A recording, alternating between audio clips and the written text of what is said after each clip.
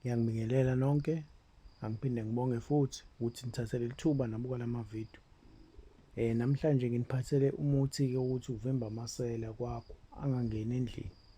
Siyazi-ke manje sekunesikhathi samaphara, abanye bathi genge nyawupe mebesho. Le genge le entshontshayo ingene ey'ndlini silele. Namhlanje ngizoninikeza-ke induku yokuwavimba amasela ukuthi angangeni. Hey bo! Xolisa. Lana-ke uzongenzela kanjena-ke. Uzongitholela uhlaba sihlangane. Ungitholele uzibuthe oyikhubala, hhayi lo bamba imali. Ungitholele umankunkungu. Ungitholele ikhathazo. Ungitholele inkwashu. Ungitholele unhlangothi.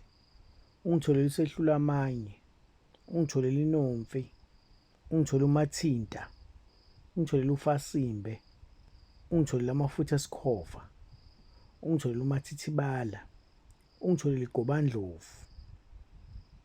Uma usuyitholile-ke zonke lezo zinto njengoba ngizibalile, uzogaya ukuhlanganise namafutha bese uyagcoba-ke, ugcoba amawindi neminyango. Isela-ke lithi lizozama ukugqekeza lapho liyogcina ngokujika emnyango, ngeke lingene ngaphakathi ngoba le nduku le inamandla kakhulu ekuvimbeleni amasela. Ngiyathemba ukuthi-ke uma ngisuke ngithaka induku kanje, usuke nawe umile nepeni lakho kanye nephepha lakho ukuthi ukwazi ukubhala phansi konke lokho engikushilo, wenze ngale ndlela futhi engisho ngayo, ngoba kubalulekile ukuthi wenze ngale ndlela engisho ngayo.